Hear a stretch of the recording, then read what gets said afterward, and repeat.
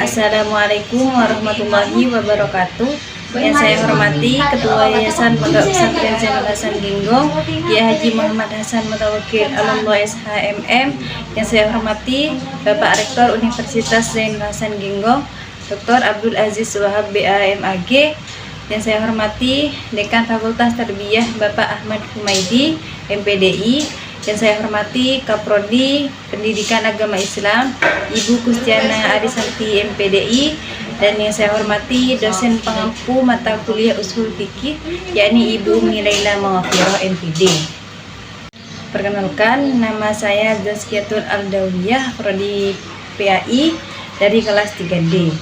Di video ini saya akan menjelaskan tentang mengenal usul fikih, pengertian, objek kajian, kegunaan, dan sejarah perkembangannya. Nah, jadi di peta imajinasi ini saya bagi jadi 4 bagian supaya kita bisa lebih cepat paham apa itu usul fikih dan kenapa ilmu ini penting dalam Islam. Yang pertama dari sisi bahasanya dulu atau pengertian usul fikih. Nah, usul itu artinya dasar atau fondasi, sedangkan fikih artinya paham yang mendalam tentang hukum-hukum Islam. Kalau digabung, usul fikih itu ilmu yang ngajarin kita gimana caranya ngambil atau nyari hukum Islam yang benar dari sumber-sumber syariat seperti Al-Quran, hadis, ijma, qiyas, dan lain-lain. Ulama juga ngasih definisi yang berbeda-beda, tapi sebenarnya intinya sama. Usul fikih adalah cara atau metode untuk ngerti hukum Islam secara benar.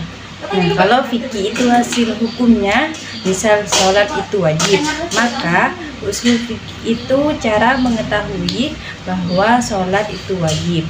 Jadi ibarat bangunan, fikih rumahnya, sedangkan usul fikih fondasi dan alat-alat buat bangun rumah.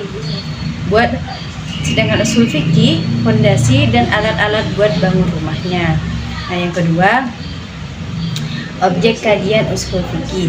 Nah, di bagian kedua ini saya jelasin apa aja yang dipelajari di dalam usul fikih. Intinya ada 4 poin utama. Ada 4 poin utama. Yang pertama, hukum syara. Nah, ini membahas tentang jenis-jenis hukum syara. Ini membahas tentang jenis-jenis hukum kayak wajib, sunnah, haram, makruh, dan mubah. Yang kedua, sumber dan dalil hukum. Di sini kita bahas dari mana hukum Islam itu diambil. Sumber utamanya yaitu Al-Quran, hadis. Lalu ada juga dalil-dalil lain seperti ijma, qiyas, istihsan, masalah mursalah, istinbat, dan lain-lain. Intinya usul fikih ngerjain cara memahami dalil-dalil itu. Yang ketiga, kaidah istinbat hukum. Nah, di bagian ini ngajarin cara memahami ayat atau hadis dengan benar. Misalnya, kalau Allah memerintahkan biasanya itu tandanya wajib. Kalau Allah melarang tandanya haram. Dan lafaz umum ada khusus. Ada dalil yang mutlak, ada yang dibatasi. Kalau ada 2 dalil yang kayaknya bertentangan, gimana cara nyocokinnya? Bagian ini penting karena tanpa kaidah seperti ini orang bisa salah paham terhadap ayat atau hadis. Nah, yang keempat, ijtihad dan mujtahid. Nah, usul fikih juga ngatur apa itu ijtihad, siapa yang boleh berijtihad, apa syarat-syaratnya, gimana cara menetapkan hukum baru. Pokoknya usul fikih menuntun biar ijtihad itu dilakukan dengan benar. Nah, sekarang bagian yang nomor 3, kegunaan usul fikih. Bagian ketiga ini membahas manfaat usul fikih. Kenapa ilmu ini penting? Yang pertama, biar bisa menetapkan hukum dengan benar. Ini manfaat utamanya. Usul fikih ngasih kunci untuk membuka hukum-hukum Islam. Yang kedua, supaya nggak salah memahami dalil. Kadang ada ayat atau hadis yang kalau dipahami sembarangan bisa salah besar. Dengan usul fikih, kesalahan itu bisa dihindari. Dan yang ketiga, bantu ulama dan mujtahid untuk menetapkan hukum baru di zaman yang berbeda dengan zaman Nabi. Nah, yang keempat, buat fikih lebih rapi dari terstruktur. Fikih nggak akan berantakan karena punya dasar yang jelas. Yang nomor 5, jawab masalah modern. Contohnya, hukum transplantasi organ, hukum trending, hukum AI, masalah kedokteran modern. Semua itu bisa dijawab pakai metode usul fikih. Dan yang terakhir, melatih cara berpikir. Usul fikih itu sebenarnya melatih logika dan nalar kita dalam memahami syariat. Nah, yang keempat, sekarang kita akan bahas tentang sejarah perkembangan usul fikih. Nah, yang keempat, sejarah perkembangan usul fikih. Nah, di bagian keempat ini saya jelasin secara runtut biar gampang dipahami. Yang pertama, zaman Rasulullah. Waktu Nabi masih hidup, kalau ada masalah, sahabat langsung nanya ke Nabi atau Allah turunkan wahyu. Jadi, belum ada ilmu usul fikih dalam bentuk buku. Nah, yang kedua,